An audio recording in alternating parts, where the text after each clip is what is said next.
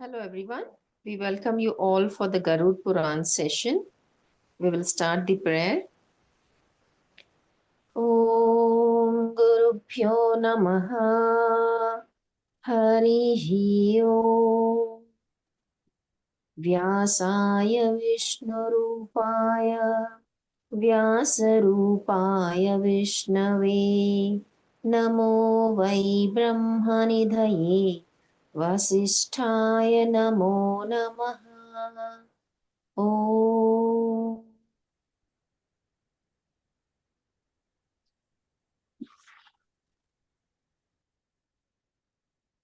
Okay तो हम अभी chapter we are going to start the chapter 197. Okay, अभी तक हम वही मेडिसाइनल चीजें सब देख रहे हैं. तो अभी we are almost coming towards the end of that खंड. ओके, तो विषहरी गारुडी विद्या तथा भगवान गरुड़ के विराट स्वरूप का वर्णन. धन्वंतरी ने कहा, अब मैं गरुड़ के द्वारा कही गई गारुडी विद्या वर्णन करता हूँ. इस विद्या को सुमित्र ने कश्यप मुनि से कहा था. यह विद्या सभी प्रकार के विषयों का अपहारक है. पृथ्वी, जल, तेज, वायु और आकाश, ये 5 तत्व है. इन पांचों तत्वों के पृथक पृथक मंडल होते हैं तथा उन मंडलों के अधिष्ठाता ये पृथ्वी आदि देवता ही माने गए हैं. अन्य देवता भी इन मंडलों में स्थित रहते हैं. इनके पृथक पृथक मंत्र भी हैं, मतलब अलग अलग. इन मंडलाधिपति देवताओं के मंत्रों का यथाविधिक न्यास पूर्वक जप करने से अभिष्ट सिद्धि होती है और विष बाधा दूर हो जाती है. न्यास हमको याद है वो वर्ड अभी, क्योंकि बार बार आएगा, हमने पहले देखा था. साधक को चाहिए कि वह पृथक पृथक पांचों मंडलों के स्वरूप तथा उनके अधिराष्ट्र देवों का ध्यान करे. मंडलों का स्वरूप इस प्रकार है. पृथ्वी मंडल चौकोर, फिर फैला हुआ, चारों ओर मुख वाला तथा पीले वर्ण का कहा गया है.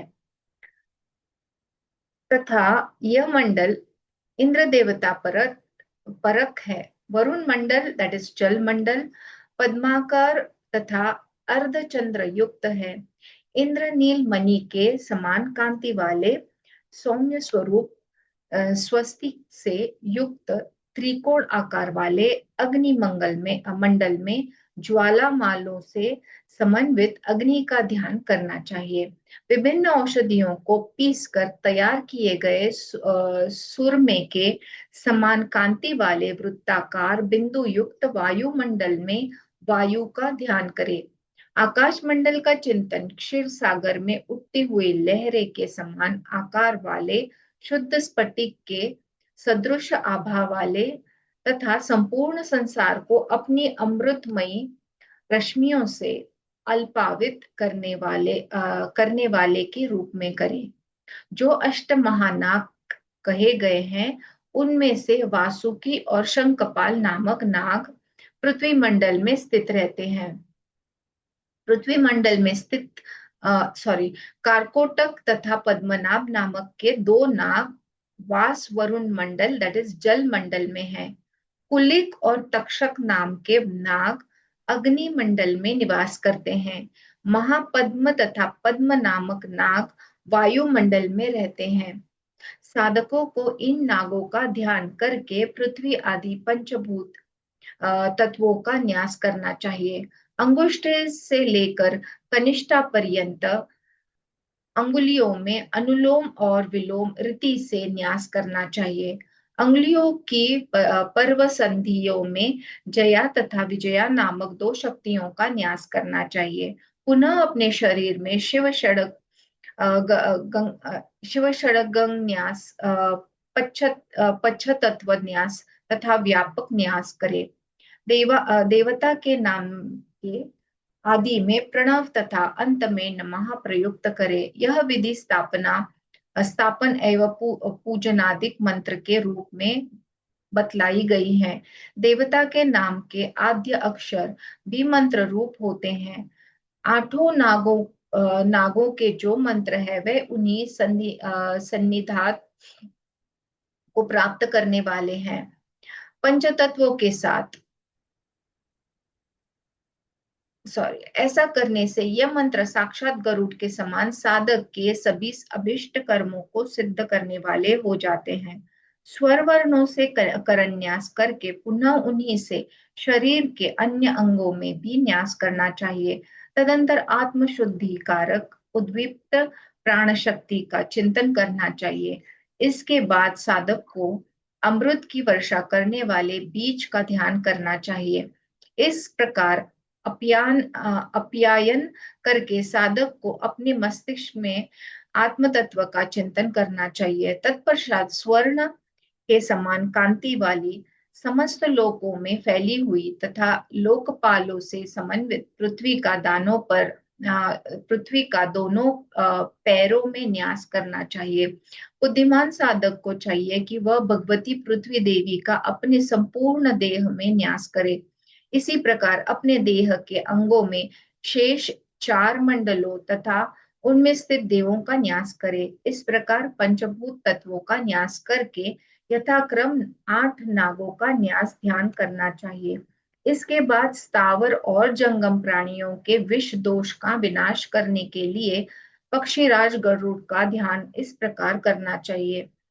गरुड़देव अपने दोनों पैरों, पंखों तथा चोंच द्वारा पकड़े हुए कृष्ण वर्ण वाले नागों से विभूषित है। ग्रह भूत पिशाच डाकिनी यक्ष राक्षस का उपद्रव होने पर विषधार नागों से घिरे हुए भगवान शिव का अपने शरीर में न्यास करना चाहिए। यथाविधि ध्यान पूजन आदि कृत्यों को करके साधक को सभी कर्मों में सिद्धि प्राप्त करने के लिए अभिष्ट रूप धारण करने वाले मन पर विजय प्राप्त करने में समर्थ संपूर्ण संसार को अपने रस में अल्पावित करने वाले एवं सृष्टि तथा संहार के कारण अपने प्रकाश पुंज से उद्दीप और समस्त ब्रह्मांड में व्याप्त 10 भुजाओं और 4 मुख वाले पिंगल वर्ण के नेत्र वाले हाथ में शूल धारण करने वाले भयंकर दांत वाले अत्यंत उग्र त्रिनेत्र तथा चंद्रचूड़ से विभूषित और गरुड़ स्वरूप भैरव का चिंतन करना चाहिए। नागों का विनाश करने के लिए उन परम तत्व ने महाभयंकर गरुड़ का रूप धारण किया है। नागों का विनाश करने के लिए उन परम तत्वों ने महाभयंकर गरुड़ का रूप धारण किया है। विराट रूप भगवान गरुड़ के दोनों पैर पाताल लोक में स्थित हैं। उनके सभी पंख समस्त दिशाओं में फैले हुए हैं। सातों स्वर्ग उनके वक्ष स्थल पर विद्यमान है। ब्रह्मांड उनके कंठ का आश्रय लोक लेकर अवस्थित है। पूर्व से लेकर ईशान्य पर्यंत आठों दिशाओं को उनका शिरोभाग समझना चाहिए। अपनी तीनों शक्तियों से समन्वित सदाशिव इनके शिखा मूल में स्थित है। ये ताक्ष दैट इज गरुड़ साक्षात परापर शिव और समस्त भुवनों के नायक हैं। इसीलिए गरुड़ बहुत इंपॉर्टेंट है। त्रिनेत्रधारी उग्र स्वरूप वाले नागों के विषों के विनाशक सबको ग्रास बनाने वाले भीषण मुख वाले गरुड़ मंत्र के मूर्त रूप कालाग्नि के सदृश देदीप्यमान गरुड़ देव का अपने समस्त अभिष्ट कर्मों की सिद्धि के लिए चिंतन करना चाहिए। जो मनुष्य न्यास ध्यान की विधि संपन्न करके इन देव की पूजा करता है उसका सब कुछ सिद्ध हो जाता है तथा वह स्वयं गरुड़ देव की शक्ति से संपन्न हो जाता है। भूत प्रेत यक्ष नाग गंधर्व तथा राक्षस आदि तो उसके दर्शन मात्र से ही भाग जाते हैं। चौथिया आदि ज्वर भी विनष्ट हो जाते हैं। अब देखते हैं त्रिपुरा भैरवी तथा ज्वालामुखी आदि देवियों के पूजनीय विधि। किसी का तो अनम्यूट है। Someone is unmute, please. Okay, I found. तो अभी देखते हैं कि त्रिपुरा भैरवी तथा ज्वालामुखी आदि देवियों के पूजन की विधि। भैरव ने कहा, इसके बाद मैं भोग और मोक्ष प्रदान करने वाली त्रिपुरा देवी की पूजा आदि का वर्णन करूंगा, उसे आप सुने। देवी का यथाविधि मंत्र से आह्वान करके उसका उच्चारण करते हुए रेखा करके इस मंत्र से उन्हें प्रणाम तथा उनकी शक्तियों के साथ महाप्रेतासन पर विराजमान रहने वाले देवी त्रिपुरा भैरवी का पूजन करे। देवी के पश्चिम उत्तर दक्षिण ऊर्ध्व आदि मुखों को भी नमस्कार करे। मंत्रों से उनके पाश अंकुश कपाल आदि आयुधों को नमस्कार करे। त्रिपुरा भैरवी देवी की पूजा में 8 भैरवों का तथा उनके साथ मातृकाओं का भी मातृओं की भी पूजा करनी चाहिए। असितांग भैरव, रुरु भैरव, चंड भैरव, क्रोध भैरव, उन्मद भैरव, कपाली भैरव, भीषण भैरव तथा संहार भैरव, ये 8 भैरव है। ब्रह्माणी, माहेश्वरी, कौमारी, वैष्णवी, वाराही, माहेंद्री, चामुंडा तथा अपराजिता दैट इज दुर्गा, ये 8 मातृकाएं हैं।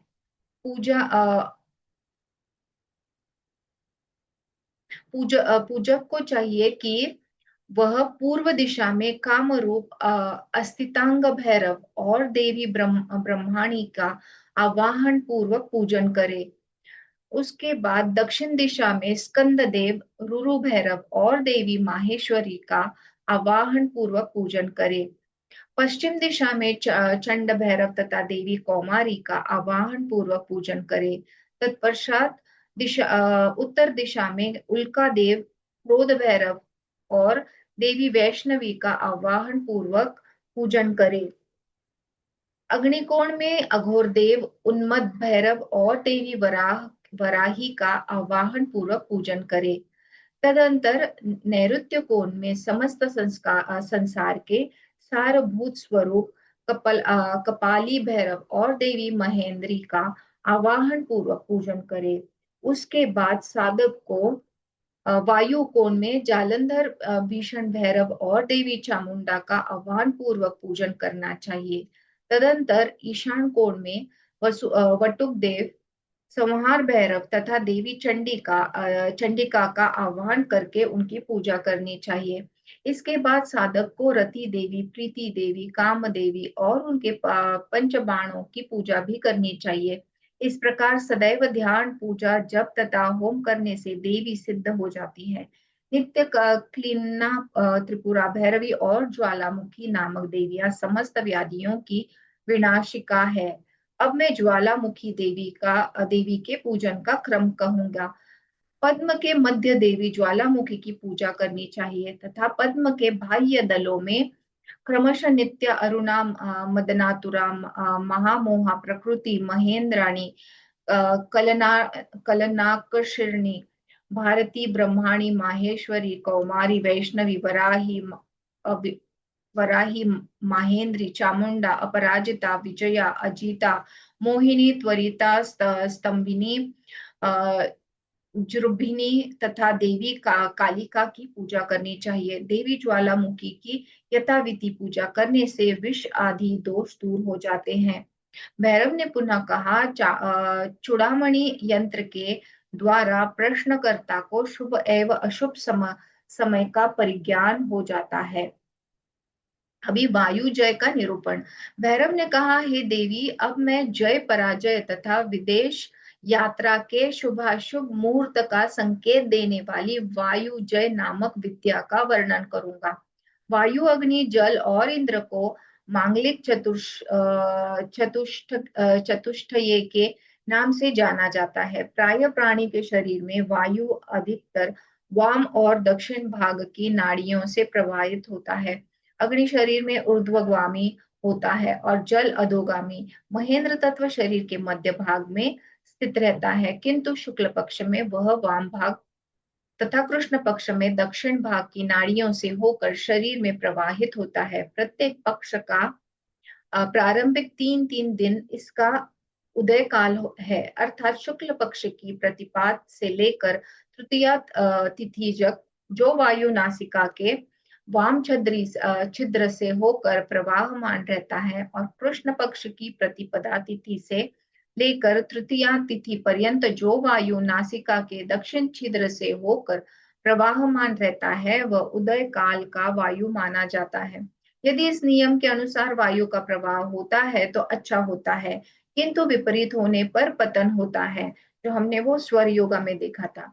यदि प्राणी के शरीर में वायु सूर्य मार्ग में उदित होकर चंद्र मार्ग में अस्त हो तो गुणों में वृद्धि होती है। इसके विपरीत होने पर शरीर में विघ्न होता है। तो हमेशा हमारी जो प्राण वायु है, ईड़ा है, पिंगला है, सुषुम्ना है, ये सारे कैसे चल रहे, क्या चल रहे, ये हमको पता होना बहुत जरूरी है। हम एक एक्सपेरिमेंट करें क्या? जस्ट मुझे याद आया, कौन सी नाड़ी आपकी एक्टिव है या चल रही है ज्यादा, ये देखना चाहते हो आप? अगर यस तो फिर हम करेंगे। करना है क्या एक्सपेरिमेंट, कौन सी चलती है? यस। एक पेपर लेना है आपको, एक छोटा पेपर। ओके, ये पेपर लेके जस्ट फोल्ड कीजिए उसको। छोटा पेपर लीजिए, कुछ बड़ा लेने की जरूरत नहीं, छोटा सा पीस। उसको फोल्ड कीजिए एंड बीच में थोड़ा सा, इसके बीच में थोड़ा सा काट दीजिए। ओके, एंड फिर उसको फोल्ड करना है एंड ये फ्लैप नीचे ले और दूसरा फ्लैप नीचे ले। Okay, so you have got, it's like this. Okay, आया सबको? तो you try to keep it on the upper lip. Okay, when you keep it, just concentrate, मतलब श्वास जैसे चल रहा है उसको वैसे चलने दो। जो जो नाड़ी एक्टिव रहेगी वो ज्यादा ऊपर नीचे हो जाएगा पेपर। ओके,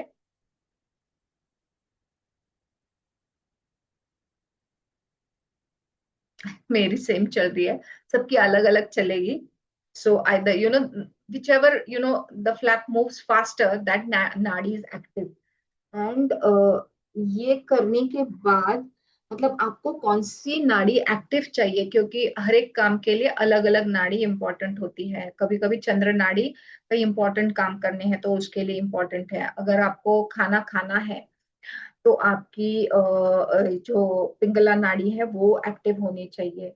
तो आप मतलब उसका फॉर्मूला है, तो वो करके आप नाड़ी को वो एक्टिवेट कर सकते हो। वो थोड़ा उसका मैथमेटिक्स है, शुक्ल पक्ष देखिए एंड उसका बहुत मतलब कैलेंडर वाइज उसका टाइमिंग, और ये करके आप जो है आपकी ईड़ा और पिंगला को प्रॉपर कर सकते हैं एंड जब आपको चाहिए वो नाड़ी आप एक्टिव कर सकते हैं। ये बहुत इंपॉर्टेंट है। हमको लगता है हमारे हेल्थ प्रॉब्लम सब कुछ खाया एंड कुछ किया उसकी वजह से है। No, first of all your वायुमंडल, योर नाड़ीज, your energy levels have to be good enough कि आपका हेल्थ अच्छा रहे। एंड फिर जो एनवायरमेंटल फैक्टर्स है या दूसरे कोई चीजें हैं वो अगर ऊपर नीचे हो गए तो फिर अदरवाइज ऑल्सो अगर आप हेल्दी हो, आपकी एनर्जेटिक बॉडी, आपकी नाड़ियां जो है वो क्लियर हो, तो आप वैसे भी डिजीज अट्रैक्ट नहीं करते बाय द वे। मतलब your aura is so strong कि आप अट्रैक्ट जनरली नहीं करते। जब आपके ऑरा में कोई होल या कभी क्रैक हो जाता है तभी आप जो बाहर का जो है वो अंदर ले आते हो आपकी बॉडी में। अदरवाइज जो प्रॉपर जिनका ऑरा है या एनर्जी लेवल्स है या प्राण वायु है, नाड़ियां शुद्ध है, तो जनरली वो बिल्कुल भी मतलब बीमार नहीं गिरते हैं। ओके, तो ये अगर आप करेंगे अलग अलग टाइम पे देखो आपका कौन सी नाड़ी कैसे चलती है एंड उस हिसाब से आपको पता चलेगा कि कौन सी आपकी डोरमेंट है, कौन सी नहीं है। And you can activated by doing breathing exercises. Okay, ये पता नहीं बीच में मुझे जस्ट आई थॉट, इसीलिए मैंने शेयर कर दिया। हे वरान ने हे वरान ने दिन और रात में 16 संक्रांतियां मानी गई हैं। वे देखो, दिन और रात में 16 संक्रांतियां मानी गई है। आधे आधे प्रहर के बाद एक एक संक्रांति का परिमाण है। इसी गति से शरीर में प्रवाहमान युक्त वायु का संक्रमण काल आता है। जब वायु शरीर के अंतर्गत आधे प्रहर के बाद ही संक्रांत होने लगता है, अर्थात आधे आधे प्रहर में वायु का भ्रमण होता है, तो स्वास्थ्य की हानि अवश्य भावी है। भोजन और मैथुन काल में दाहिनी नासापुट के वायु भ्रमण करे तो हितकर होता है। इस स्थिति में हाथ में तलवार लेकर योद्धा युद्ध में यथेच्छ शत्रुओं की जीत कर सकता है। समस्त कार्यों में यदि वाम नासापुट से वायु का भ्रमण होता है तो प्रश्नकर्ता का प्रश्न शुभकर तथा श्रेष्ठ माना गया है। इवन मतलब जो क्वेश्चन आंसर्स होते हैं कि कौन से टाइम में आपने प्रश्न पूछा है, तो तब आपकी कौन सी नाड़ी जो है वो मतलब उस कौन सी नाड़ी एक्टिव है उसके ऊपर भी होता है उसका आंसर। फिर अगर आपको बाहर निकलना है तो मैं कब निकलूं, तो कौन सी नाड़ी अगर आपकी गलत नाड़ी एक्टिव है और आप बाहर निकल गए तो शायद आपका काम नहीं हो सकता। सो बहुत सारी चीजें पहले के लोग कैसे देखते थे, ये सारी चीजें देख के ही बहुत सारी चीजें करते थे। ओके, तो जैसे हम अभी कभी कभी कैलेंडर देख के कि मुहूर्त निकालते हैं कई चीजों का कि ये दिन अच्छा रहेगा मुझे ये करने के लिए। तो ये सारा हमारे चंद्र नाड़ी के ऊपर तय होता है, स्पेशली जो हिंदू कैलेंडर है वो। तो वहां पे भी चंद्र नाड़ी का बहुत इंपॉर्टेंस है, क्योंकि हम चंद्र नाड़ी मून के हिसाब से हमारी जो एस्ट्रोलॉजिकल चार्ट्स जो बनते हैं उसी तरह से बनते हैं। तो आपकी कौन सी नाड़ी एक्टिव है इसके ऊपर आप बहुत से निर्णय ले सकते हो, कौन सी चीज करनी है नहीं करनी है, रुकना है नहीं रुकना है। तो ये सब उसके ऊपर होता है। ओके, तो वही उन्होंने एक्सप्लेन किया है। तो वायु के महेंद्र तथा वरुण दैट इज जल तत्व में प्रवाहित होने पर कोई भी दोष नहीं होता। दाहिने से प्रवाहित होने पर अनावृष्टि का योग तथा बाएं से प्रवाहित होने पर वृष्टि का योग होता है। They have touched base quite a bit of topics. तो इसका पूरा मतलब आपको डिटेल्स चाहिए तो जाके मतलब प्रॉपर स्टडी करनी पड़ेगी। अभी आता है ये सारा ये पुराण कब लिखा था, मतलब पूर्वजों ने कितने पता नहीं, how many years back they have written. तो तब जो लाइफस्टाइल थी तो उसके हिसाब से भी बहुत सारी चीजें आई हैं। तो अभी का जो टॉपिक है उसमें जो अश्व होते हैं, पहले के जमाने व्हीकल्स थोड़ी थे, कार या गाड़ी या टू व्हीलर फोर व्हीलर वो नहीं थे। तो पहले के जमाने में बहुत सारे एनिमल्स जो है उनका काम होता था। एंड प्लस पूजा के लिए या राजा महाराजे होते थे तो उनके लिए जो है अश्व लगते थे। फिर गज गज माने एलिफेंट्स लगते थे। तो उनको कैसे पहचानना है, उनके बारे में कैसे देखना है, उनको क्या खिलाना है, क्या रोग होते हैं उनके, तो मतलब उनको how do you take care of them and how do you pick them to मतलब आपको यूटिलाइजेशन के लिए चाहिए। तो वो दिया है ये चैप्टर में। तो उत्तम तथा अधम अश्वों के लक्षण, अश्वों के आगतुंज और त्रिदोषजन्य रोगों की चिकित्सा तथा अश्व शांति और गजायुर्वेद। सो गज चिकित्सा और गज शांति, गज माने एलिफेंट। धन्वंतरी ने कहा, अब मैं अश्वायुर्वेद और अश्वों के शुभ अशुभ लक्षणों का वर्णन करता हूँ। जो अश्व का, अभी अश्व का बता रहे हैं पहले। जो अश्व कौवे के समान नुकीले मुंह वाले, काली जीभ वाला, वृक्ष के समान फैले मुंह वाला, गरम तालु प्रदेश वाला, दो से अधिक दंत पंडित कित्तियों से युक्त दांत रहित, सिंह वाला, दांतों के मध्य रिक्त स्थान वाला, एक अंडकोश से युक्त, अंडकोश से रहित, कंचुकी दैट इज वक्षस्थल पर कंचुकी के लक्षण से समन्वित, दो खुरों से संपन्न, रक्त युक्त बिलौट के समान पैरों वाला, व्याघ्र व्याघ्र के सदृश रूप एवं वर्णन से समन्वित, कुष्ठ तथा विद्राधि रोग के रोगी, पुरुष के समान जुड़वा उत्पन्न होने वाला, बौना, बिलौटे और बंदर सदृश नेत्रों वाला हो, वह दोष युक्त होने से त्याज्य है। ओके, तो ये सब दोष अगर उसमें है तो फिर उसको नहीं लेना चाहिए, मतलब you just don't take that. फिर उत्तम जाति का घोड़ा तो वह होता है जो तुरुष्क प्रदेश, दैट इज तुर्किस्तान, सिंधु और अरब देश, दैट साइड में जन्म लेता है। इसकी ऊंचाई 7 हाथ होती है। मध्यम कोटि का घोड़ा 5 हाथ और तृतीय कोटि का घोड़ा 3 हाथ ऊंचा माना गया है। स्वास्थ्य घोड़े छोटे छोटे कान वाले, चितक बड़े, प्रभावशाली, उत्साह संपन्न और दीर्घजीवी होते हैं। रेवंत सूर्य देव के पुत्र हैं। इनकी पूजा होम तथा ब्राह्मण भोजन आदि के द्वारा अश्वों की रक्षा करनी चाहिए। कीड़ वृक्ष का काष्ठ, नीम की पत्ती, गुगुल, सरसों, घृत, तिल, वचा और हिंग को पोटली आदि में रखकर घोड़े के गले में बांधने से घोड़े का सदैव कल्याण होता है। घोड़े के शरीर में उत्पन्न होने वाले मुख्य दोष व्रण, दैट इज घाव होना है। यह 2 प्रकार का होता है। एक है अंग तुज्य वर्ण दोष तथा दूसरा है वात पित्त आदि त्रिदोष से उत्पन्न व्रण दोष।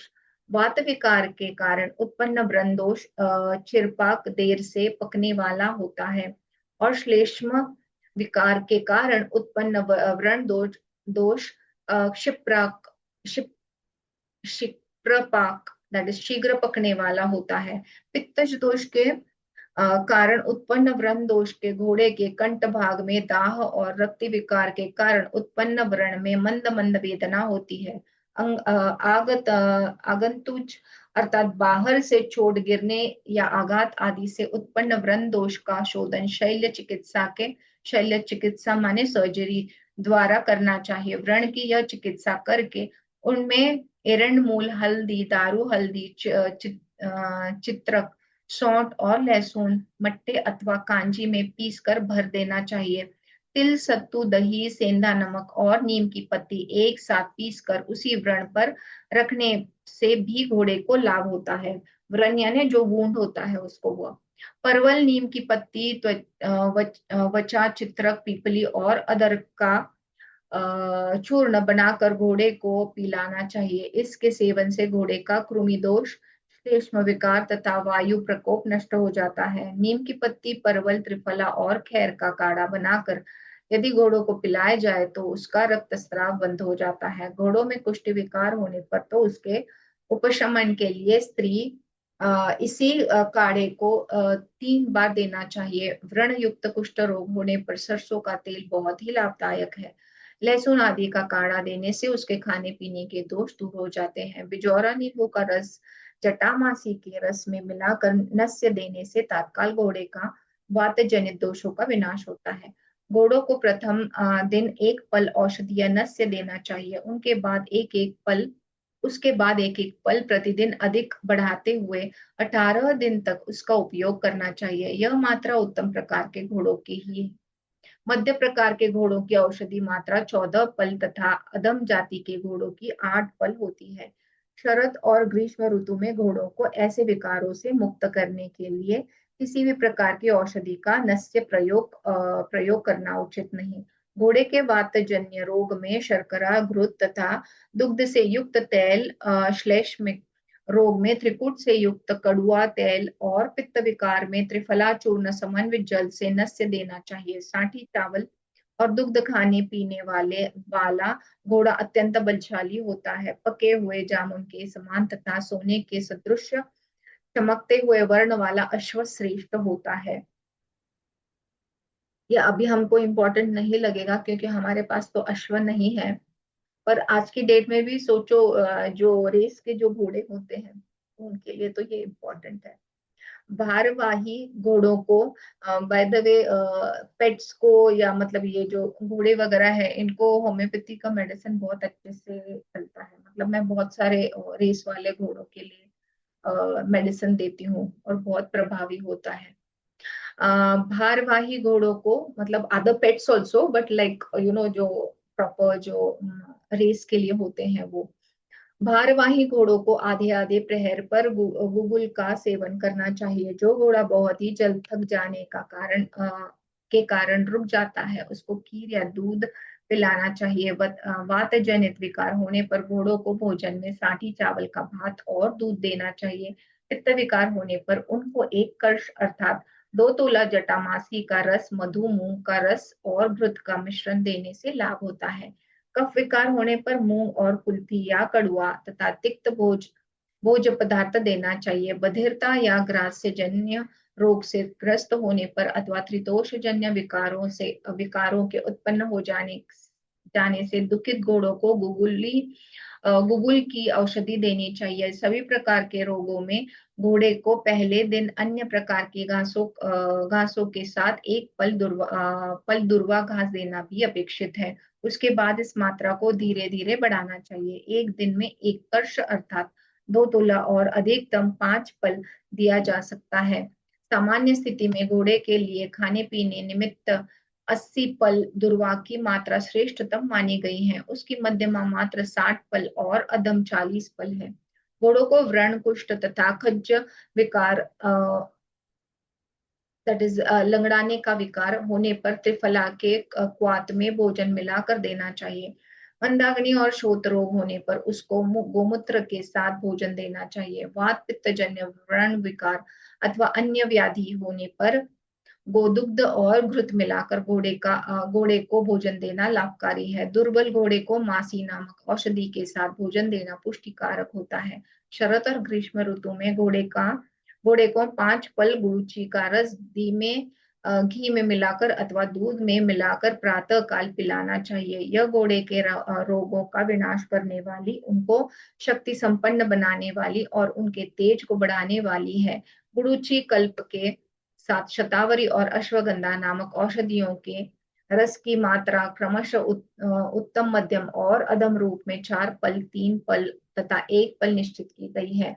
यदि घोड़ों में अकस्मात एक ही प्रकार का रोग उत्पन्न हो जाए और उपचार होने पर भी घोड़ों की मृत्यु हो जाए, तो उसे उपसर्ग कोई दैवी प्रकोप या महामारी समझना चाहिए। उसकी शक्ति के लिए हवन पूजन, ब्राह्मण भोजन आदि कराना चाहिए। तो पहले के लोग इतना सब करते थे। हरित की कल्प के सेवन से भी उपसर्ग की शांति होती है। गोमूत्र रस, सरसों के तेल और सेंधा नमक से युक्त हरित की मात्रा प्रारंभ में 5 मानी गई है। तत्पश्चात प्रतिदिन उसकी 5-5 मात्रा बढ़ाते हुए 100 तक की जा सकती है। घोड़ों के लिए 100 हरित की मात्रा उत्तम है। 80 तथा 60 मात्राओं का भी परिमाण हो जाए मध्यम और अधम मात्रा में मानी गई है। धन्वंतरी जी ने पुनः कहा, हे सुश्रुत, अब मैं अश्वा आयुर्वेद की भांति गजा आयुर्वेद का वर्णन करने जा रहा हूँ। अभी एलिफेंट के बारे में आप उसे सुने। अश्व चिकित्सा में बताए गए औषधिक कल्प हाथियों के लिए भी हितकारी हैं। तो जो मतलब कॉपी पेस्ट जो अश्वों के लिए है वो गज के लिए भी वही है। हाथी के निमित्त उक्त मात्रा चौगुनी होती है। पूर्व वर्णित औषधियों के द्वारा भी हाथियों में पाए जाने वाले रोगों को दूर किया जा सकता है। हाथियों की उपसर्ग जनित व्याधियों को दैवी प्रकोप या महामारी आदि के उपशमन के लिए गज शांति कर्म करना चाहिए। देवताओं को और ब्राह्मणों की रत्न आदि के द्वारा पूजा करके उन्हें कपिला गौ का दान दे। रक्षा मंत्रों से अभिमाद्रिक बचा दैट इज वच और सरसों को माला में पिरोकर हाथी के दोनों दांतों में बांधना चाहिए। सूर्य आदि नवग्रह को तथा शिव, दुर्गा, लक्ष्मी और विष्णु के पूजन आदि से हाथी की रक्षा होती है। देवादि की पूजा करने के पश्चात प्राणियों के लिए अन्नादि की बलि देकर हाथी को 4 यड़ों के जल से स्नान कराना चाहिए। तदंतर मंत्रों द्वारा अभिमंत्रित भोजन हाथी को देना चाहिए। हाथी के पूरे शरीर पर भस्म लगाना चाहिए। त्रिफला पंचकोल दैट इज पीपरामूल, चव्य, चित्र, कमूट, सौंठ, दशमूल, विडंग, शतावरी, गुड़ुची, नीम, अड़ूसा और पलाश के चूर्ण अथवा क्वाथ हाथी के रोगों को विनष्ट करने में समर्थ है। अभी आता है स्त्रियों के विविध रोगों की चिकित्सा, बालकों की रक्षा के उपाय तथा बलवर्धक औषधियां। श्री हरि ने कहा, हे शिव, पुनर्नवा अथवा अपामार्ग नामक औषधियों की जड़ का गुण अद्वितीय है। इसका यथाविधि प्रयोग करने से प्रसव वेदना कष्ट दूर हो जाती है, मतलब प्रेगनेंसी का पेन। भुई कुम्हाड़ी की जड़ अथवा साठी चावल को पीसकर 1 सप्ताह पर्यंत दूध के साथ सेवन करने से स्त्रियों के दूध की वृद्धि होती है।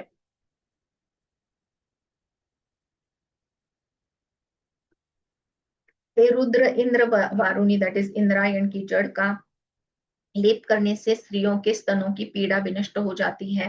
नीली परवल की जड़ तथा तिल को जल में पीस कर घी के साथ तैयार किया गया लेप ज्वाला गर्दभ नाम का रोग नाशक करता है। पाड़ा की जड़ को चावल के जल के साथ पीने से पाप रोग नष्ट हो जाता है। ऐसे रोग का विनाश कुष्ठ नामक औषधि के पीने से भी संभव है। हे शिव, बासी जल में मधु मिलाकर पीने से वह पाप रोगी को दूर कर देता है। गोघृत और लाक्षार रसों का लाक्षा रस को समभाग में लेकर दूध के साथ उसे पीने से प्रदर रोग दूर होता है।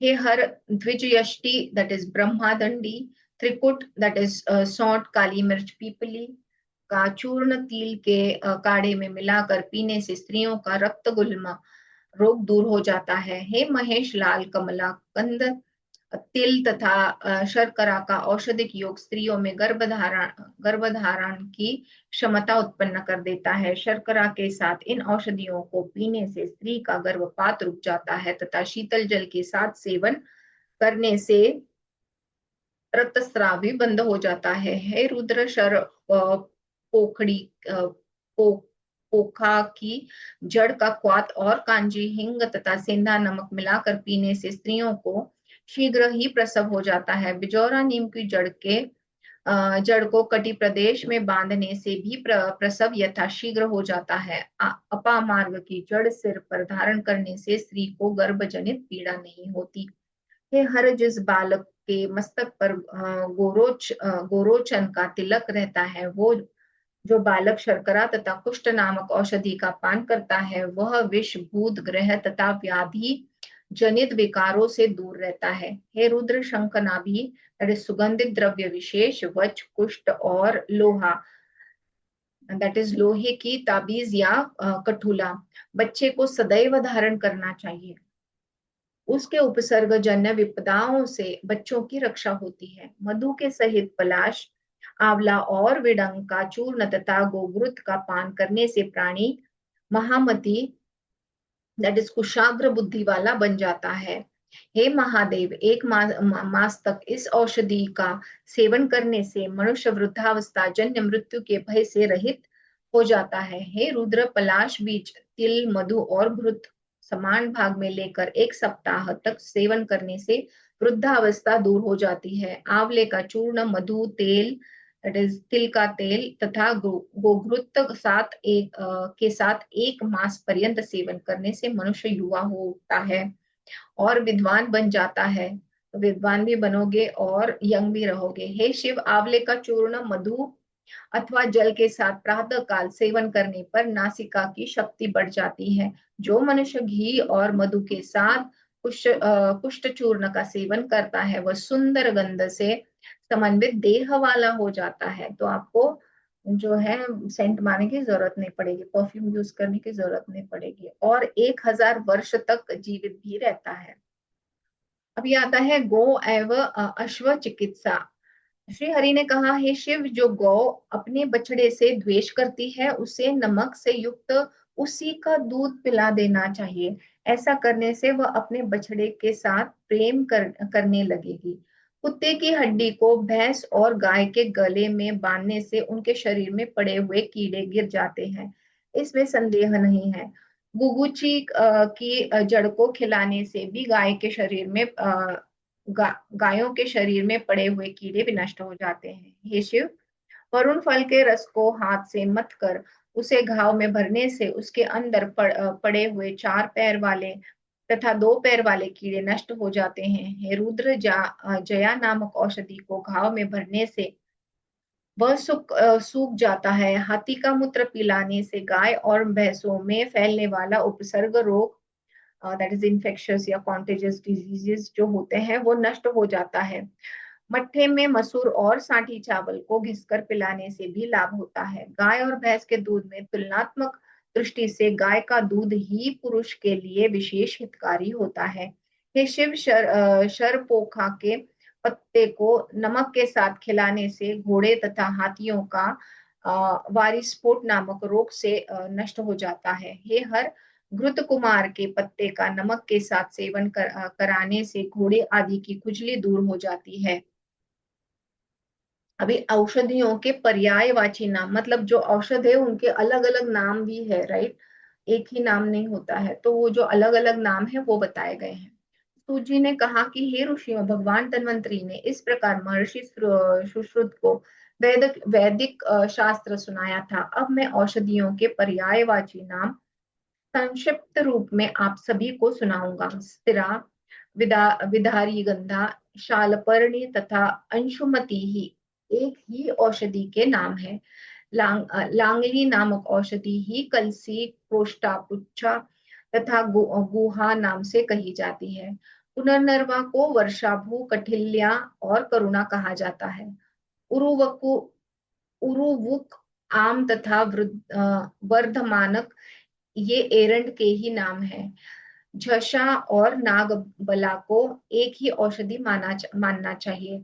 गोक्षुर अर्थात गोखरू को श्वदंष्ट्रा कहा गया है। शतावरी नामक औषधि वारा, भिरु, पिवरी, इंदिवरी तथा वरी के नाम से प्रसिद्ध है। व्याघ्री, कृष्णा, हंसपादी और मधुस्त्रवा बृहति नामक औषधि के पर्याय है। कंटकारी या कटेरी को क्षुद्रासिंही तथा निधिस्तिग्धा कहा जाता है। वृश्चिक का त्रयमुत्रा त्रयमुता, काली और विषग्नि संपदा संपदंता नामक औषधि के नाम है। मरकटी, आत्मगुप्ता, आर्षेयी तथा कपिल कच्छुका ये शब्द एक ही अर्थ के वाचक हैं। मुद्रपर्णी और क्षुद्रसहा मूंग के तथा माशपर्णी एवं महासहा उड़द के पर्याय हैं। दंडयोनक, दैट इज दंडिनी को त्यजा, परा और महा नाम से स्वीकार किया गया है। न्यग्रोध और वट बरगद का तथा अश्वत्थ और कपिल पीपल का वाचक है। लक्ष को गर्दभान, परकटी तथा कपितन कहा गया है। अर्जुन वृक्ष का नाम पार्थ, ककुंभ और ध्वनि है। नंदी वृक्ष को प्ररोही तथा पुष्टकारी कहते हैं। मंजुल और वेतस एक ही औषधि के वाचक हैं। बल्लातक तथा अरुष्कर भिलावाह को कहा जाता है। लोग्र, सार्वक, दृष्ट और तिरिट नाम से अभिहित हैं तथा बृहत फल का महाजंबू और बालफला एक अर्थ के वाचक है। जलजंबू नादेई का नाम है। कणा, कृष्णा, उपकुंची, शौंडी और मागधी का ये नाम पीपली के हैं। उसी के जाने वाले लोग उसके जानने वाले लोग उस औषधि के मूल को ग्रंथिक कहते हैं। उष्ण नामक औषधि को मरीच तथा विश्वा नामक महाऔषधि को शुंठी या सौंठ कहा जाता है। व्योष, कटुत्रय तथा तृषण इसी औषधि का नाम है। लांगली को हलिनी और शेयसी को गज पिंपली कहते हैं। यांत्रिकी का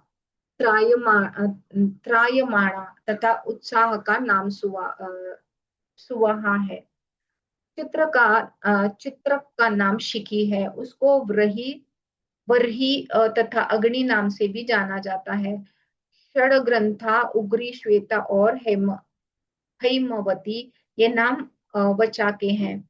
कुटज को शक्र, वत्सक तथा गिरी मल्लिका कहा जाता है।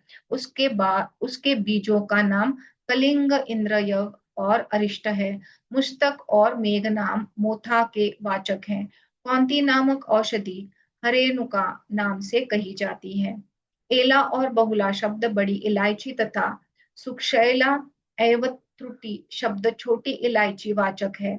भांगी का नाम पद्मा तथा कांजी का नाम ब्रह्मायष्टिका है। मूर्वा नामक औषधि मधुरसा और तेजनी का नाम तिक्तवल्लिका है। नींब को बृहन्निम्ब तथा दिप्यक को यवनाइका दैट इज अजवाइन कहा जाता है। यवानिका विडगंगा नामक कृमि शत्रु है। हिंग अर्थात हिंग को रामट भी कहते हैं। अजाजी जीर को अर्थात जीरे का पर्यायवाची शब्द है। उपकुंचिका को करावी कहा गया है। कटुला तिक्ता तथा कटुरोहिणी ये तीन कटुकी नामक औषधि के वाचक हैं। तगर का नाम नथ और वक्र है। चोच त्वच तथा वरांग दारूचीनी नामक औषधि कहलाती है। उदिच्च को बालक मोथा तथा रिहबेर को अम्बु बालक के नाम से अभिहित किया गया है। पत्रक और दल नाम तेज पत्ते का है। आरक को तस्कर कहा जाता है। हेमाभ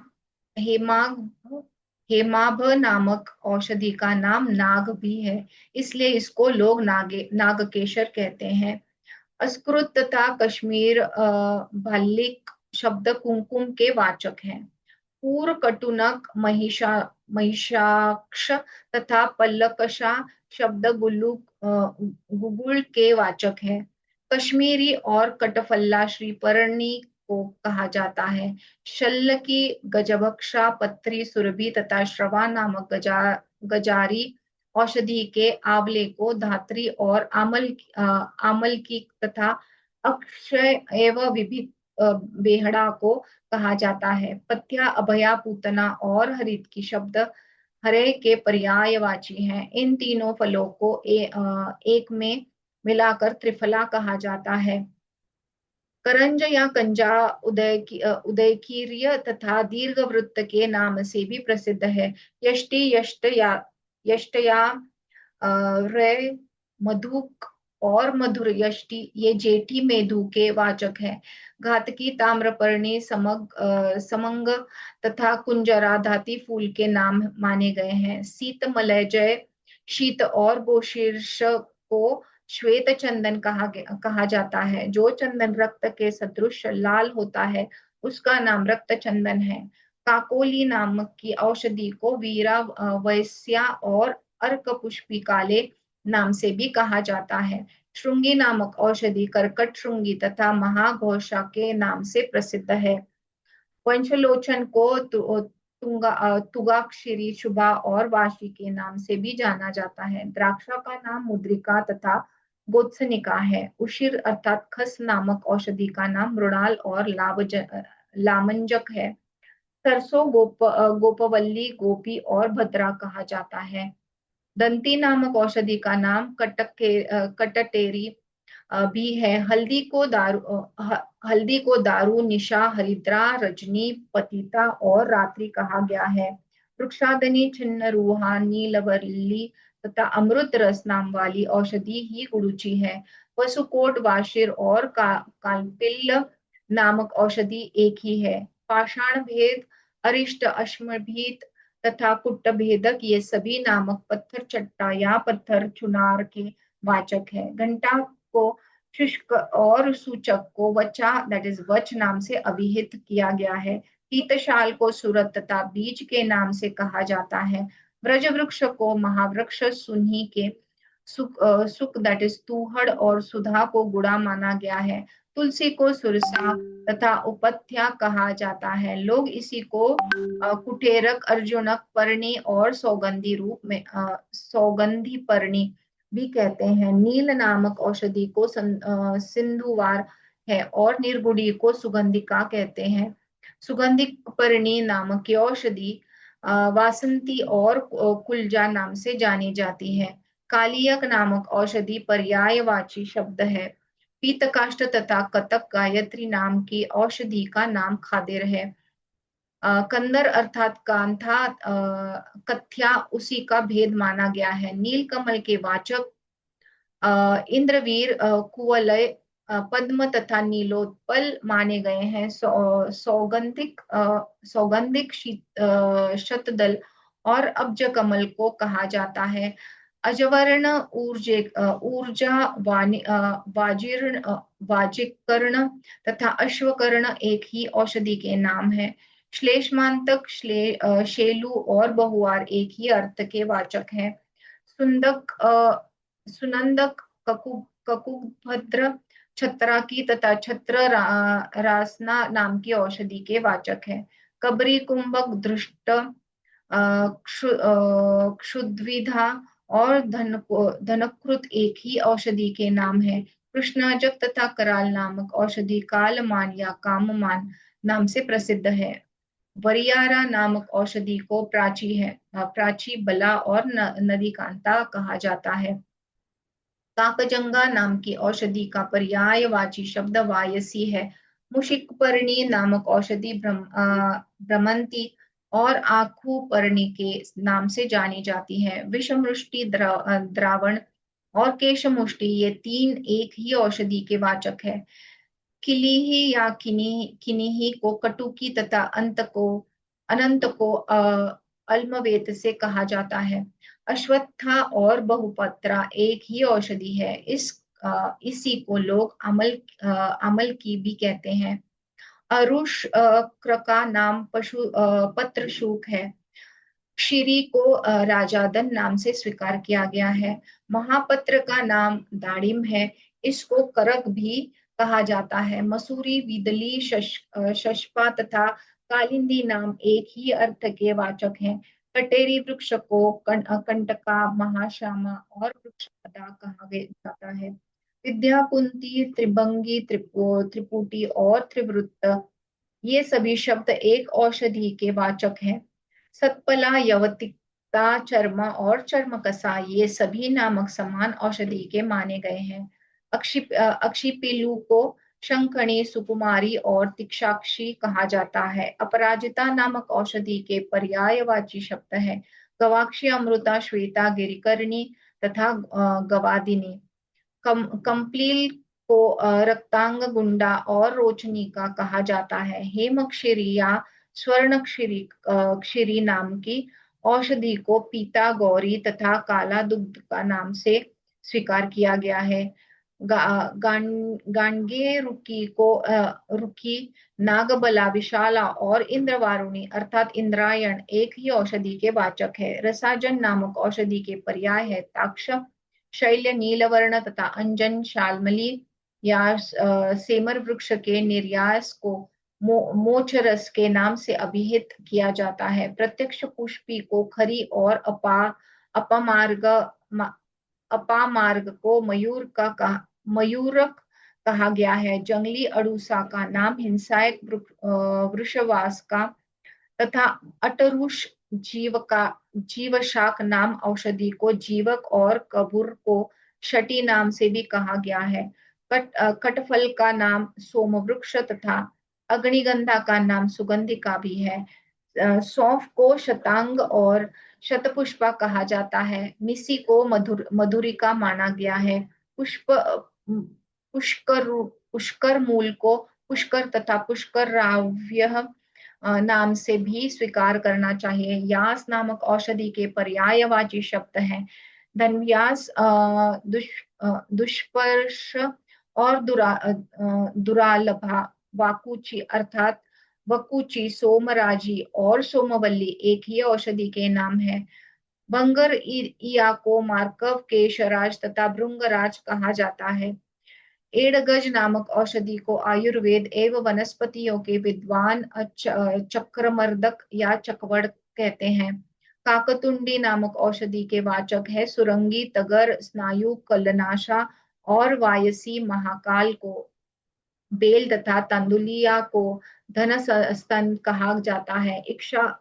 इक्ष्वाकु को तिरक्त तुम्बी और तिक्तालापु कहा जाता है। धर्मांग को कोशाकी तथा यामिनी कहा जाता है। कृत भेद नामक इस कोशात की औषधि का एव अन्य भेद है। देवताड नाम के वृक्ष के पर्याय ही जीमूतक तथा खुड़ाक ग्रंथा गृद्धादना गृद्धनकी हिंगू और काकादनी शब्द हिंग के वाचक माने जाते हैं। करवरीर दैट इज कनेर का पर्यायवाची शब्द है। अश्वारी तथा अश्वमारक। सेंधा नमक को सिंधु सेंधव सिंधुत्य तथा माणिकत्य कहा जाता है। यवक्षार लावण्य का लवण का नाम है। क्षार और यवाग्रज सज्जी या छज्जी मिट्टी का नाम है। सर्जिका एवं सर्जिका क्षार। काशिक के नाम है पुष्प काशिक नेत्र भेषक भेषज धातु काशिश और काशी। यह पुष्प एवं धातु भेद से दो प्रकार के हैं। पक्क परपटी गुजराती मिट्टी को सौराष्ट्र की मूर्ति मृतिकाक्षार तथा काक्षी कहा जाता है। स्वर्णमाक्षिका नामक मिट्टी के पर्याय है माक्षिक तात्युत्य और तापस्य संभवा। मनःशीला और मैनशील का नाम है शीला। नेपाली मनःशीला को कुल्टी कहा जाता है। हरिताल के लिए आल अथवा मनस्ताल नामक प्रयुक्त होता है। गंधक गंध पाषाण तथा रस पारद या पारा कहलाता है। तांबे के वाचक है ताम्र औदुंबर शुल्ब और मेचलमुख। लोहे के आदृत सार अयस लोह का तथा तीक्ष्ण भी कहा जाता है। मधु शब्द के पर्यायवाची है माक्षिक मधु क्षौद्र और पुष्परस। इसके दो उपभेद हैं ज्येष्ठी मधु तथा उद की मधु। कांजी को सुवीरक नाम से अभिहित किया गया है। शर्करा को सीता सीतोपला और मत्स्यांडी के नाम से कहा जाता है। त्रिसुगंधी नामक औषधि का निर्माण दारूचीनी नामक वृक्ष की छाल इलायची तथा तेज पत्ता को समान मात्रा में मिलाने पर होता है। इसे त्रिजातक कहा जाता है। उसमें नागकेशर का मिश्रण कर देने पर वह चतुर्जातक कहलाता है। पीपली पीपली मूल चव्य चित्रक और नागर के मिश्रित स्वरूप को पंचकोल और कोल कहा जाता है। प्रियंगु को कंगु का काकुन तथा कौद्रव या कोदो को कोरदूष के नाम से जाना जाता है। त्रिपुट का नाम पुट और कलाप का अंगक नाम स्वीकार किया गया है। वेणु अर्थात बांस को सतीन तथा वर्तुल भी कहा जाता है। पिछुक पित्तल अक्ष और विडाल पदक शब्द तौल परिमाण में एक कर्ष 16 मासा के वाचक है। सुवर्ण तथा कवल ग्रह का बराबर मान है। फलार्थ अर्थात आधा फल एक शुकीत तथा 8 माशक भार में समान है। पल बिल्ब और मुट्ठी का परिमाण समान होता है। 2 पल की मात्रा को प्रसूति अर्थात एक पसर कहा गया है। अंजलि और कुड़व का मान 4 पल के बराबर होता है। 8 पल को अष्टमान कहा जाता है। उसे मान भी कहा गया है। 4 कुड़व का एक प्रस्थ दैट इज एक सेर और 4 प्रस्थ का एक अड़क अर्थात एक अढ़ैया होता है। इसी को एक काश पात्र कहा गया है। 4 अड़क का एक द्रोण होता है। 100 पल का एक तुला और 20 पल का एक भाग माना गया है। विद्वानों ने प्रस्थ आदि को मात्रा में प्राप्त होने वाले द्रव्य को मान तो इस प्रकार से कहा है, किंतु द्रव्य पदार्थों की मात्रा को उसका दुगना स्वीकार किया गया है। भद्र दारू देवकाष्ट तथा दारू देवदारू के वाचक है। कुष्ठ को अमय और मासी को नलदंश कहा गया है। शंख नामक औषधि का नाम शुक्तिनक है तथा व्याघ्र नाम की औषधि व्याघ्रनखी या व्याघ्रनक शब्द से कही गई है। गुगुल नामक की औषधि वाचक पूर्व पलक्ष तथा महिषाक्ष शब्द है। रसगंध रस का पर्यायवाची है। इसी को बोल भी कहा जाता है। सर्ज अर्थात राल सर्ज रस का बोधक है। पियंगु, फलिनी, श्यामा, गौरी और कांता इन नामों से अभिहित किया जाता है। करंज या कंजे का नाम नक्तमाल, पूतिका तथा चिरम बिल्वक है। शीघ्र शोभाजन तथा रोणमान नाम से प्रसिद्ध है। इसे संहिजन भी कहा जाता है। सिंधुवार नामक औषधि के वाचक है। जया, जयंती, शरणी और निर्गुड़ी। मोर्टा नामक औषधि पिलूपर्णी दैट इज मुरवा है, तथा तुंडिका नाम तुंडिकेरी है। मदन वृक्ष को गालव, बोधा, घोटा और घोटी कहा जाता है। चतुर्गुल नामक औषधि संपाक तथा व्याधि घातक नाम से भी प्रसिद्ध है।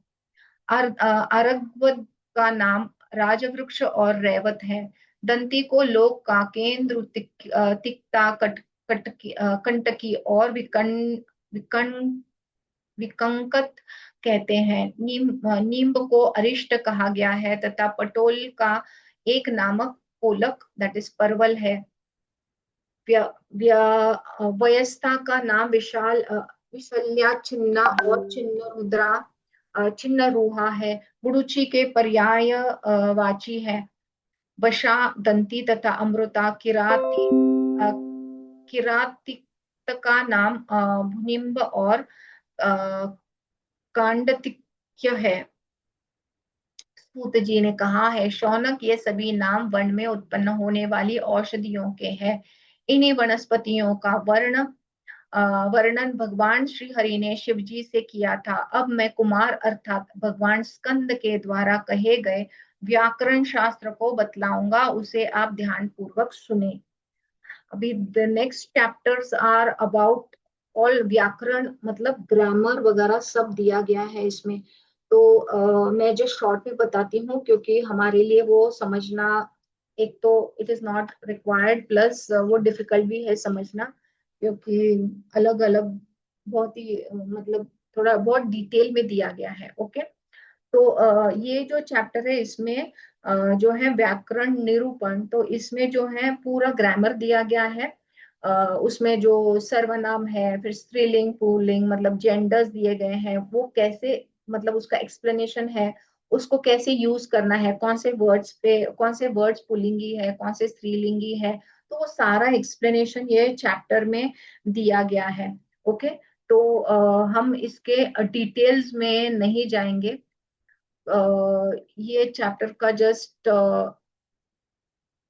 ये चैप्टर भी वैसा है, ऐसे ऑलमोस्ट 5 to 6 चैप्टर्स हैं जो बिल्कुल मतलब पूरा व्याकरण, पूरा ग्रामर बताते हैं। नेक्स्ट जो चैप्टर है उसमें मतलब अगेन जो ग्रामर का ही पार्ट है, पर उसमें जो आता है वो है छंद। ओके, क्या बोलते हैं, हाँ, छंद विधान। तो उसमें जो है थोड़ा सा छंद क्या होता है वे ये मैं थोड़ा सा बताती हूँ, बाकी तो हम डिटेल में इसके नहीं जाएंगे, क्योंकि बहुत मतलब बहुत ही डिटेल है। एंड हमको इम्पोर्टेंट है या नहीं इम्पोर्टेंट है ये मैं नहीं कहूंगी, सारी चीज हमारे लिए इम्पोर्टेंट ही है, पर अभी मतलब ये इतना हम समझे कि समझ भी नहीं सकते हैं मतलब। एंड मुझे तो बिल्कुल भी वो पढ़ना और एक्सप्लेन करना भी नहीं आ सकता, ये मेरी क्या बोल सकते हैं, मतलब क्या बोल सकते हैं कि I am not at that level to make you all also understand that. तो सिर्फ वो पढ़ के भी उसका जो है एक कंटिन्यूअस जो लाइनिंग्स होती है ना, वैसा भी नहीं है। तो इसीलिए I thought we will skip that. तो ये जो चैप्टर है जस्ट मैं उसके बारे में बता रही हूँ कि जो छिन्न है, मतलब ये सब ग्रामर की मैं बात कर रही हूँ। ओके, तो पूरा ग्रामर जो है हम जैसा बाकी के लैंग्वेजेस का ग्रामर सीखते हैं, वैसा ये पूरा ग्रामर दिया गया है। ओके, तो जो पहला जो मैंने बोला वो जो व्याकरण निरूपण था, फिर व्याकरण सार है। अभी जो है कि वो है छन्न विधान। ओके, तो ये क्या होता है, तो ये वर्स जो होती है ना, जो वर्सेस होते हैं ना हमारे 1 2 3 4 जो वर्सेस है उनको रिफर करके बताया है। एंड वर्सेस हमारी कैसी होती है ना, बहुत ही रिदमिक होती है। जो भी वर्स होती है, जैसे समझो कोई गाना है तो एक कोरस होता है, फिर नीचे जाके वो वर्स होती है, राइट, दूसरे पैरास। तो वो सारे रिदमिकल होते हैं। तो ये जो है इसका सिग्निफिकेंस जो है कि ये इसका स्ट्रक्चर जो है वो रिदमिक होता है। और इसका अरेंजमेंट जो है वो सिलेबल्स और लाइंस और बीट्स जो होते हैं वो बहुत पोएट्री के हिसाब से होते हैं। ओके, तो इसको डिफाइन किया जाता है, इट्स क्वाइट एस्थेटिक, ऐसे हम बोल सकते हैं, क्योंकि पोयम्स पोएट्री जो होती है वो बहुत एस्थेटिक ब्यूटी होती है, उसका बहुत पोएटिक कॉम्पोजिशन होता है। एंड बहुत ही म्यूजिकल मेजर होता है इसका, राइट। तो ये भी इसमें बताया गया है, तो इसको बोलते हैं छंद विधान। ओके, ऐसे ही पूरे मतलब क्या है, नेक्स्ट चैप्टर है छंद विधान, और फिर आर्या आदि वृत्तों के लक्षण। तो ये पूरा मतलब एक लाइन होगी तो क्या है उसका मीनिंग, फिर उसके अलग अलग जो है क्या बोल सकते हैं, गण दिए गए हैं। अभी मैं जस्ट एक पैरा मतलब पढ़ रही हूँ, आप देखो कैसे आपके कानों को लगता है। आर्या छंद का लक्षण इस प्रकार है। आर्या छंद में 8 गण होते हैं। इसका विषम गण अर्थात प्रथम तृतीय पंचम तथा सप्तम सर्वदा जगन रहित होता है। यदि छठे गण में जगन अथवा नगन और एक लघु हो तो उसके गण के द्वितीय अक्षरों में लघु होने के कारण सुबंत या तिडंत लक्षण वाली पद संज्ञा की प्रवृत्ति हो सकती है। एंड इसमें पूरे मतलब लाइंस बताए गए हैं, फिर वो ऐसे एसेस है, मतलब बहुत सारे चिन्ह हैं इसमें, जो थोड़ा मतलब मुश्किल है ये समझाना भी और समझना भी। तो इसीलिए आई थॉट वो जो पूरा ग्रामर के जो चैप्टर्स है ना उसको हम स्किप करते हैं। एंड हम डायरेक्टली फिर क्या बोल सकते हैं, नेक्स्ट उसका जो पार्ट है उसके ऊपर हम जाएंगे। ओके, तो let me check 1 minute, just give me 1 moment. क्या आप सबको पढ़ना है, क्या लगता है? छंद छंद विधान अर्धव समृद्धव लक्षण। तो उसमें फिर लघु कैसा होता है, गुरु कैसा होता है, फिर 2 गुरु कैसे होते हैं, फिर एक नगन कैसा होता है, फिर एक डेफिनेशंस है, एक नगन, 2 जगन, एक यगन। मतलब if you have to really go in depth to study the language and everything, फिर ये बहुत ही No, no, important. we can skip the grammar. It's okay. Yeah, yeah. It will be of no, No, yeah, yeah. It will not register also. हाँ exactly. So even I was not able to register, मतलब पढ़ना भी मुश्किल है तो Yeah. समझना तो बहुत दूर की बात है। Perfect. Yeah, yeah. तो that is I thought we will skip that. And अभी जो नेक्स्ट आता है वो है सदाचार एवं शौचाचारक का निरूपण। ओके, तो सूत जी ने कहा कि हे शौनक, श्री हरि से सुनकर ब्रह्मा जी ने व्यास से सब कुछ देने वाले ब्रह्मादि वर्णों के सदाचारों को जैसे कहा है उसी प्रकार मैं कहता हूँ। अभी श्रुति जो है वो वेद, और स्मृति जो है वो है धर्मशास्त्र। ये दोनों वर्ड्स याद रखिए क्योंकि ये बार बार आएंगे।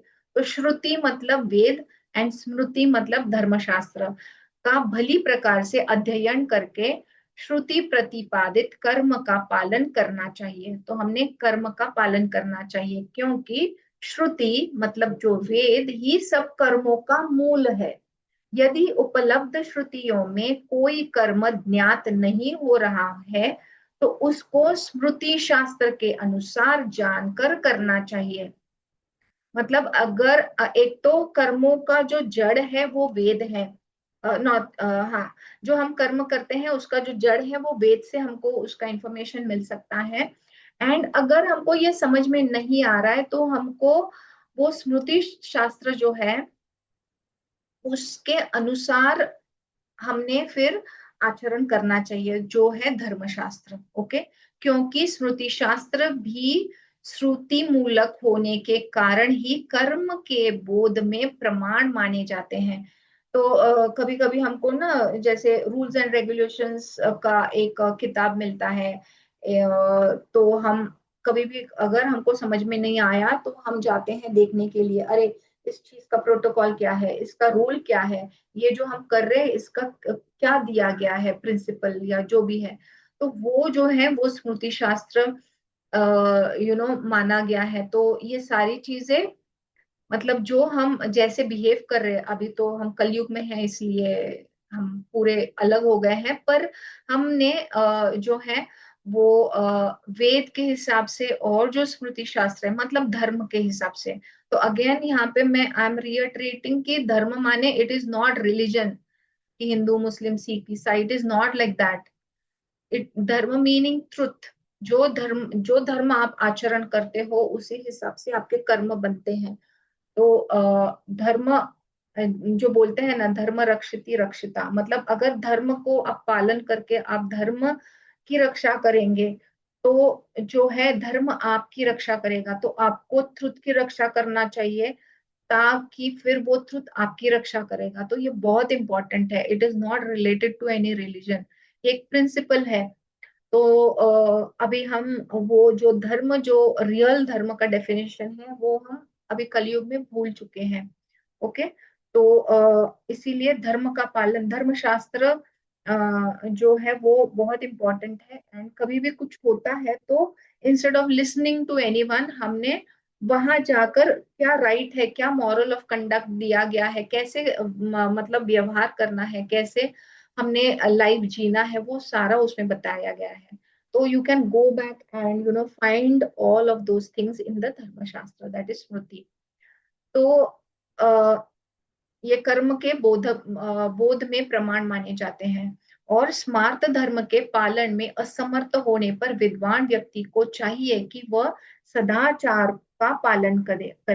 ओके। तो सदाचार बहुत इंपॉर्टेंट है।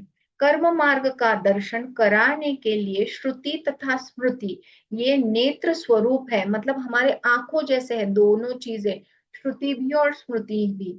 ओके। तो हमको सदाचार का पालन करना बहुत जरूरी है। तो अगेन ये रिलीजन के हिसाब से नहीं है या किसी ने कुछ कहा है वैसे नहीं है, ये पूरा उसका डिटेल में दिया गया है। तो हमको वहां पे जाके देखना पड़ेगा। तो श्रुति में कहा गया है क्या कहा है कि धर्म परम धर्म है। जो आपका धर्म है, अगेन धर्म माने ट्रुथ, तो धर्म जो है वो परम धर्म है। स्मृति और शास्त्र से प्रतिपादित धर्म अपर धर्म है। इस प्रकार श्रुति स्मृति और शिष्टाचार से प्राप्त धर्म ये तीन प्रकार के सनातन धर्म है। मतलब ना इसका आदि है ना अंत है। तो यही है, मतलब जो सत्य है, जो दान है, जो दया है, जो निर्लोभता है, जो विद्या है, जो यज्ञ है, जो पूजा है, जो इंद्रिय दमन है, ये शिष्टाचार के 8 पवित्र लक्षण कहे गए हैं। पूर्व काल में लोगों के शरीर और इंद्रिय सत्व गुण प्रधान एवं तेजोमय होते थे। तो पहले हमारे सत्व हमें सत्व गुण होता था। ओके। और हम तेजोमय होते थे। तो ऑटोमेटिक अगर सत्व गुणी हम है, ट्रुथफुल हम है, तो ऑटोमेटिक हमारे में वो तेज रहेगा। अतः जिस प्रकार कमल पत्र पर जल नहीं रुकता उसी प्रकार से उनके शरीर तथा इंद्रियों में पाप नहीं टिक पाते हैं। तो वो पाप कर ही नहीं सकते क्योंकि वो टिकते ही नहीं है, इतने सत्वगुणी होते हैं। सत्वगुण के विकास के लिए सनातन धर्म, वर्णाश्रम धर्म, सदाचार आदि के पालन का सर्वाधिक महत्व है। और इनकी प्रमुखता युग विशेष, स्थान विशेष, दैट इज भारतवर्ष आदि की दृष्टि से निर्धारित होती है। तो हर एक युग के हिसाब से, हर एक स्थान के हिसाब से वो जो है वो प्रोटोकॉल बनाया जाता है। ओके। तो इसी दृष्टि से यहाँ इस इतना निरूपण किया जा रहा है। सत्य, यज्ञ, तप तथा दान ये धार्मिक लक्षण धर्म के लक्षण है। बिना दिए गए द्रव्य को ग्रहण न करना, बिना दिए गए द्रव्य को ग्रहण न करना, दान, अध्ययन, जप, विद्या, धन, तपस्या, पवित्रता, श्रेष्ठ कुल में जन्म, निरोगता और संसार के बंधन से मुक्ति आदि के मूल में धर्म का आचरण ही प्रधान है। धर्म से सुख तथा तत्वज्ञान की प्राप्ति होती है और इस तत्वज्ञान से ही मोक्ष प्राप्त होता है। शास्त्रों के अनुसार पालन किए जाने योग्य तथा सनातन काल से चले आ रहे यज्ञ, अध्ययन और दान ब्राह्मण, क्षत्रिय और वैश्य के सामान्य धर्म है। यज्ञ कराना, अध्यापन तथा सदाचारवान विशुद्ध अधिकृत व्यक्ति से प्रतिग्रह दैट इज दान लेना, ये 3 प्रकार की वृत्ति मतलब हमारी जीविका के लिए मुनियों ने श्रेष्ठ ब्राह्मण वर्ण के लिए कही गई है। शस्त्रोपजीवी होना तथा प्राणियों की रक्षा करना क्षत्रिय वर्ण का धर्म है। पशुपालन, कृषि कर्म तथा व्यापार वैश्य वर्ण की वृत्ति कही गई है। द्विजाति में भी अनुपूर्वी क्रम से सेवा करने का विधान है। शूद्र का तो एकमात्र कर्तव्य है द्विजाति की सेवा करना। गुरु के सानिध्य में रहना, अग्नि की शुश्रूषा दैट इज अग्निहोत्र करना तथा स्वाध्याय करना। अग्निहोत्र भी बहुत इंपॉर्टेंट होता है, अगर आपको आता है तो आपने करना चाहिए जरूर। यह ब्रह्मचारी का धर्म है। वह तीनों संध्याओं में स्नान कर संध्याकालीन व्रत का पालन करके स्नान कर्म से निवृत्त होकर भिक्षाचरण करे। तदंतर गुरु के प्रति दत्त चित्त रहकर उनकी ही सेवा में आजीवन लगा रहे। वह नैष्ठिक ब्रह्मचारी कटि प्रदेश में मुंजी की मेखला, सिर पर जटा, हाथ में दंड धारण करे। वह जटाओं को धारण न करके सिर का मुंडन भी करा सकता है, किंतु उसको गुरु के आश्रय में तो रहना ही चाहिए। अग्निहोत्र धर्म का पालन तथा कहे गए अपने विहित कर्मों के अनुसार जीविका का पालन पर्व की रात्रि को छोड़कर अन्य रात्रियों में धर्म पत्नी के साथ रति यथाशास्त्र देवता, पितर या अतिथि गणों की विधिवत पूजा में अहर्निश संलग्न रहना और श्रुतियों एवं स्मृतियों में कहे गए धर्मों के अनुसार अर्थोपचार्जन करना, यह गृहस्थों का धर्म है। ये पूरा डिटेल में पहले के चैप्टर्स में दिया गया है, वो they have just tried to put it together. जटाधारण, अग्निहोत्र का पालन, पृथ्वी पर शयन, मुर्ग चर्म का धारण, वन में निवास, दूध, मूल, फल तथा निवार का भक्षण, निषिद्ध कर्म का परित्याग, तीनों संध्याओं में स्नान, ब्रह्मचर्य का पालन और देवता तथा अतिथि की पूजा, यह वानप्रस्थी का धर्म है। सभी प्रकार के आरंभ को परित्याग, भिक्षा के प्राप्त अन्न का भोजन, वृक्ष की छाया में निवास, अपरिग्रह, अद्रोह, सभी प्राणियों में समान भाव, प्रिय तथा अप्रिय की प्राप्ति में एवं सुख और दुख में समान स्थिति, शरीर की बाह्य और आभ्यंतरिक शुद्धता, वाणी में संयम, परमात्मा का ध्यान, सभी इंद्रियों का निग्रह, धारणा तथा ध्यान में तत्परता और भाव शुद्धि, ये सभी व्राजक अर्थात सन्यासी के धर्म कहे गए हैं। अहिंसा, प्रिय और सत्यवचन, पवित्रता, क्षमा तथा दया सभी आश्रमों और वर्णों का सामान्य धर्म है। जैसा पूर्व में कहा गया है कि उसी के अनुसार शास्त्र विहित अपने अपने धर्मों का पालन करने वाले सभी लोग परम गति अर्थात मोक्ष को प्राप्ति कर सकते हैं। है शौनक, अब मैं प्रातः काल जगाने से लेकर रात्रि में सोने तक पालन करने योग्य गृहस्थ के धर्म का वर्णन करता हूँ। गृहस्थ को ब्रह्ममुहूर्त में निद्रा का परित्याग करके धर्म और अर्थ का बलि प्रकार चिंतन करना चाहिए। तो यहाँ पे भी मतलब सुबह उठ के हमने क्या करना चाहिए पूरा बताया गया है। तो पूरा विधिवत सब बताया है। तो हम ये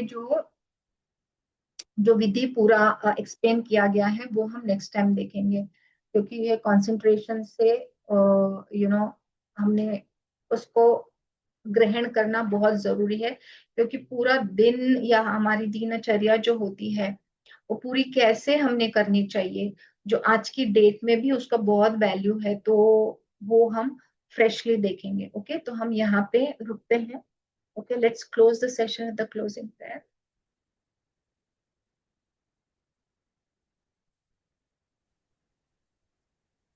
We will conclude the session with the prayer. Om Sarve Bhavantu Sukhinah, Sarve Santu Niramayaः, Sarve Bhadrani Pashyantu, Ma Kaschid Dukkha Bhag Bhavet. Loka Samasta Sukhino Bhavantu, Loka Samasta Sukhino Bhavantu, Loka Samasta Sukhino Bhavantu.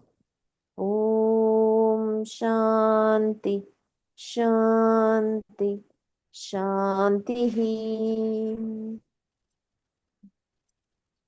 So thank you so much. Everyone. Thank you for joining in. Have a nice evening. So we'll stop here.